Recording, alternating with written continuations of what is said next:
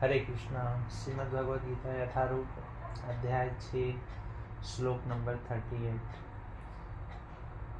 कचिनो भय बिभ्रष्टशिक्षिणा भ्रमी नश्यति अप्रतिष्ठो महाबाहो विमूढ़ो ब्राह्मणपति।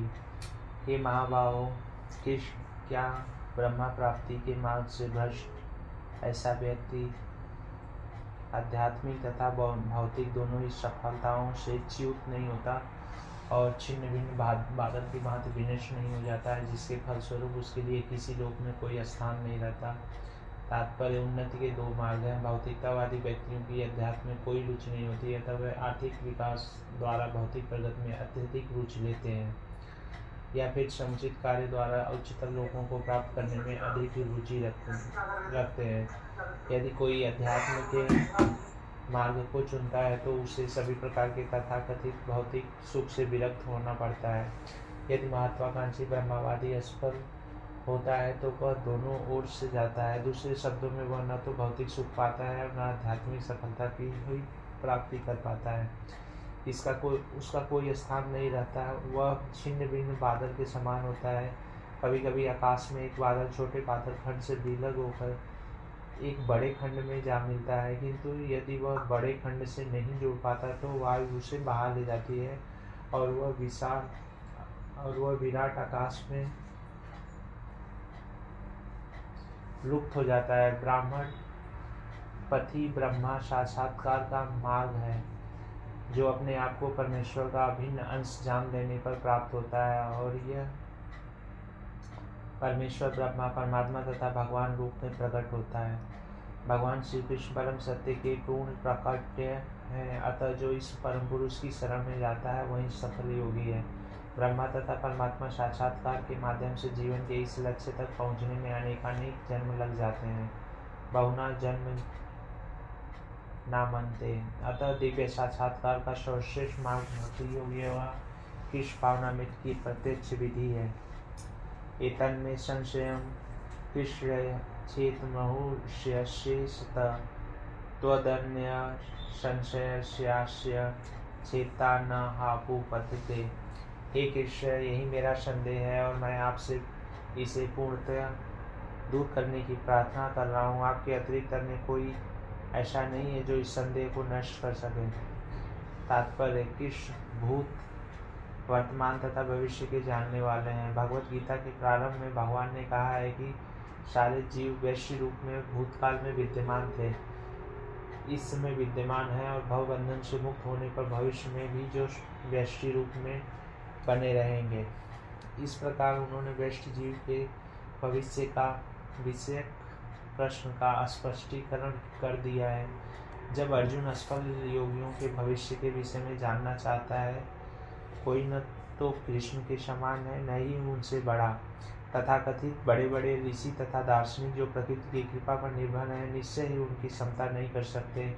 अतः समस्त संदेहों का पूरा उत्तर पाने के लिए कृष्ण का निर्णय अंतिम तथा पूर्ण है, क्योंकि वे भूत वर्तमान तथा भविष्य के ज्ञाता हैं, किंतु उन्हें कोई भी नहीं जानता। कृष्ण तथा कृष्ण भावना भाविक व्यक्ति ही जान सकते हैं कि कौन क्या है। श्री भगवान उवाच पार्थ नैवहे नामुत्र विनाशतस्य विद्यते न हि कल्याणकृतः दुर्गति तात गच्छति। भगवान ने कहा है, पिता पुत्र, कल्याण कार्यों में निरत योगी का न तो इस लोक में और न परलोक में ही विनाश होता है। हे मित्र, भलाई करने वाला कभी बुराई से पराजित नहीं होता।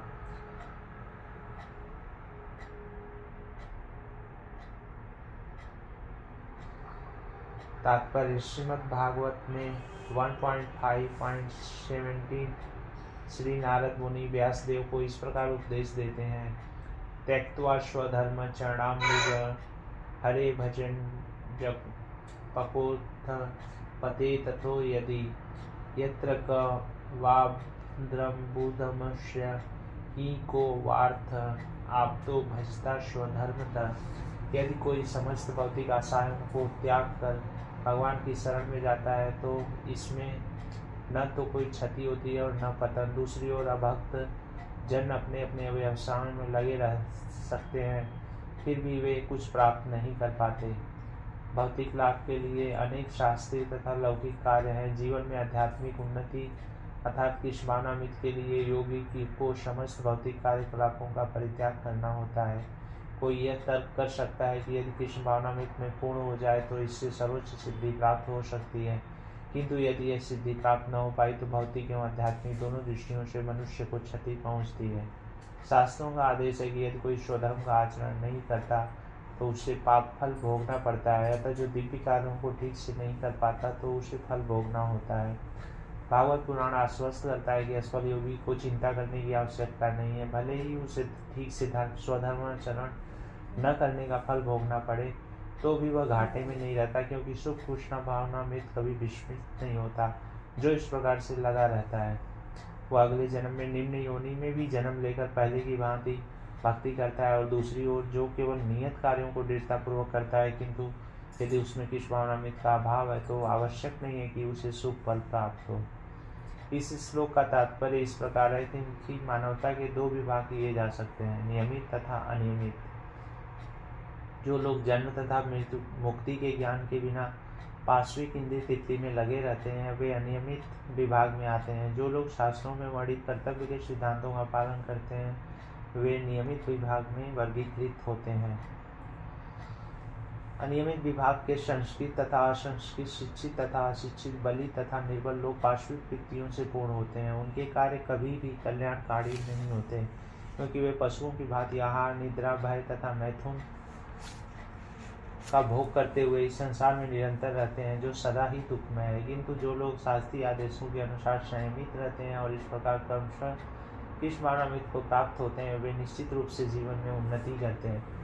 कल्याण मार्ग के अनुयायियों को 3 वर्गों में विभाजित किया जा सकता है। भौतिक संपन्नता का उपभोग करने वाले शास्त्रीय विधानों के अनुयायी, दूसरा इस संसार में से मुक्ति पाने के लिए प्रयत्नशील लोग, तथा तीसरा कृष्णावनामित के भक्त। प्रथम वर्ग के अनुयायियों को पुनः 2 श्रेणियों में विभाजित किया जा सकता है, सकाम कर्मी तथा इंद्रिय तृप्ति की इच्छा न करने वाले। सकाम कर्मी जीवन के उच्चतर स्तर तक उठ सकते हैं, यहाँ तक कि स्वर्गलोक को जा सकते हैं, तो भी इस संसार से मुक्त न होने के कारण वे सही ढंग से शुभ मार्ग का अनुगमन नहीं कर सकते।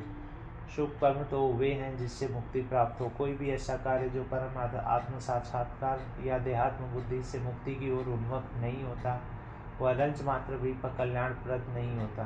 कृष्णावनामित संबंधी कार्य ही एकमात्र शुभ कार्य है, और जो भी कृष्णावनामित के मार्ग पर प्रगत करने के उद्देश्य से स्वेच्छा से या समस्त शारीरिक असुविधाओं को स्वीकार करता है वही घोर तपस्या के द्वारा पूर्ण योगी कहलाता है। चूँकि अष्टांग योग पद्धति कृष्णावनामित की चरम अनुभूति के लिए होती है, अतः यह पद्धति भी कल्याणप्रद है। अतः जो कोई इस दिशा में यथाशक्य प्रयास करता है उसे कभी अपने पतन के लिए प्रति भयभीत नहीं होना चाहिए। प्राप्त पूर्ण कीर्ता लोकानुसित्वा शाश्वती क्षमा शुचीनाम श्रीमताम गेहे योग भ्रष्टो भी जायते।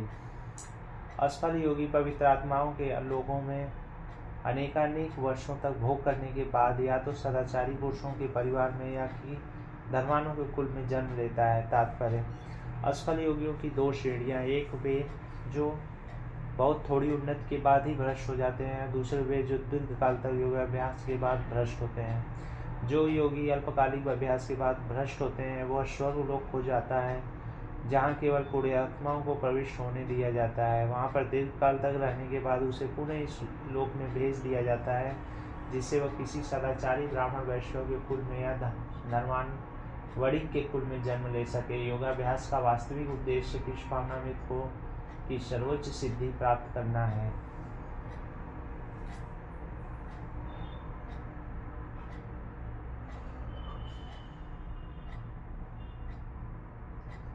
जैसा कि इस अध्याय के अंतिम श्लोक में बताया गया है, किंतु जो इतने अध्यवसायी नहीं होते और जो भौतिक प्रलोभनों के कारण असफल हो जाते हैं उन्हें अपनी भौतिक इच्छाओं की पूर्ति करने की अनुमति दी जाती है। तत्पश्चात उन्हें सदाचारी या धनवान परिवारों में संपन्न जीवन बिताने का अवसर प्रदान किया जाता है। ऐसे परिवारों में जन्म लेने वाले इन सुविधाओं का लाभ उठाते हुए अपने आप को पूर्ण कृष्णावनामित तक ऊपर ले जाते हैं।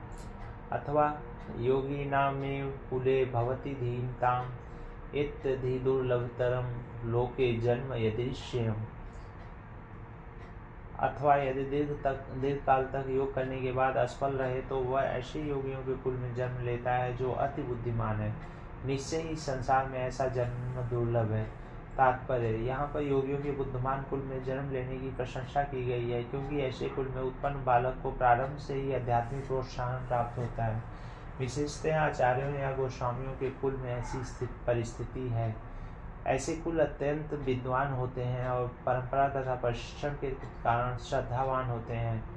इस प्रकार वे गुरु बनते हैं। भारत में ऐसे अनेक आचार्य कुल हैं, किंतु अब वे अपर्याप्त विद्या तथा प्रशिक्षण के कारण पतनशील हो चुके हैं। भगवत कृपा से अभी भी कुछ ऐसे परिवार हैं जिनमें पीढ़ी दर पीढ़ी योगियों को प्रश्रय मिलता है। ऐसे परिवारों में जन्म लेना सचमुच ही अत्यंत सौभाग्य की बात है। सौभाग्यवश हमारे गुरु विष्णुपाद श्री मद भक्ति सिद्धांत सरस्वती गोस्वामी महाराज को तथा स्वयं हमें भी ऐसे परिवारों में जन्म लेने का अवसर प्राप्त हुआ। हम दोनों को बचपन से ही भगवत भक्ति करने का प्रशिक्षण दिया गया। बाद में दिव्य व्यवस्था के अनुसार हमारी उनसे भेंट हुई।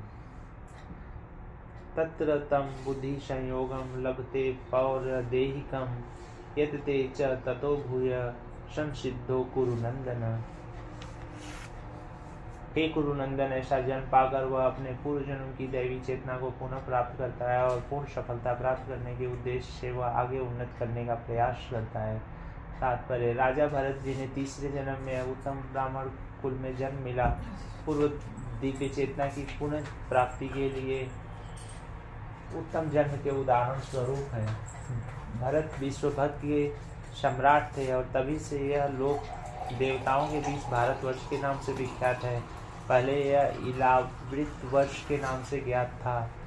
भरत ने अल्पायु में ही आध्यात्मिक सिद्धि के लिए संन्यास ग्रहण कर लिया था, किंतु वे सफल नहीं हो सके। अगले जन्म में उन्हें उत्तम ब्राह्मण कुल में जन्म लेना पड़ा और वे जड़ भरत कहलाए, क्योंकि वे एकांतवास करते थे तथा किसी से बोलते न थे। बाद में राजा रघुगण ने इन्हें महानतम योगी के रूप में पाया। उनके जीवन से यह पता चलता है कि दिव्य प्रयास अथवा योगाभ्यास कभी व्यर्थ नहीं जाता। भगवत कृपा से योगी को कृष्ण भावनामृत में पूर्ण सिद्धि प्राप्त करने के बार बार सुयोग प्राप्त होते रहते हैं। पूर्वाभ्यासेन तैनेव हीयते हावसोऽपि स जिज्ञासुरपि योगस्य शब्द ब्रह्म तिवर्तते। अपने पूर्व जन्म की दैवी चेतना से वह न चाहते हुए भी स्वतः योग के नियमों की ओर आकर्षित होता है। ऐसा जिज्ञासु योगी शास्त्रों के अनुष्ठानों से परे स्थित रहता है। तात्पर्य, उन्नत योगी जन शास्त्रों के अनुष्ठानों के प्रति अधिक आकृष्ट नहीं होते, किंतु योग नियमों के प्रति स्वतः आकृष्ट होते हैं, जिनके द्वारा वे कृष्ण भावनामृत में आरूढ़ हो सकते हैं। श्रीमद् भागवत में 3.33.7 उन्नत योगियों द्वारा वैदिक अनुष्ठानों के प्रति अवहेलना की व्याख्या इस प्रकार की गई है। अहो बत शब्चोत गरियान यजिहाग्रे वर्तते नाम तुभ्यम ते पुस्तपस्ते जुहु शुश्रुवाराया ब्रह्मानुचरणाम गुणंत ये थे। हे भगवान, जो लोग आपके पवित्र नाम का जप करते हैं वे चांडालों के परिवार में जन्म लेकर भी आध्यात्मिक जीवन में अत्यधिक प्रगत होते हैं।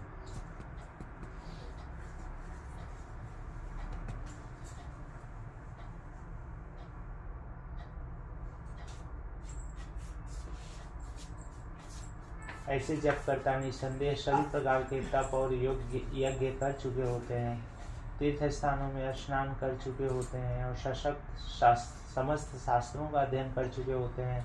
इसका सुप्रसिद्ध उदाहरण भगवान चैतन्य ने प्रस्तुत किया, जिन्होंने ठाकुर हरिदास को अपने परम प्रिय शिष्य के रूप में स्वीकार किया। यद्यपि हरिदास का जन्म एक मुसलमान परिवार में हुआ था, किंतु भगवान चैतन्य ने उन्हें नामाचार्य की पदवी प्रदान की, क्योंकि वे प्रतिदिन नियम पूर्वक 3 लाख भगवान के पवित्र नामों हरे कृष्ण कृष्ण कृष्ण हरे हरे हरे राम राम राम हरे हरे का जप करते थे। और चूंकि वे निरंतर भगवान के पवित्र नाम का जप करते रहते थे, अतः यह समझा जाता है कि वे पूर्व जन्म में उन्होंने शब्द ब्रह्मा नामक वेद वर्णित कर्मकांडों को पूरा किया होगा। अतएव जब तक कोई पवित्र नहीं होता तब तक इस भावनामृत के नियमों को ग्रहण नहीं करता या भगवान के पवित्र नाम हरे कृष्ण का जप नहीं कर सकता। हरे कृष्ण।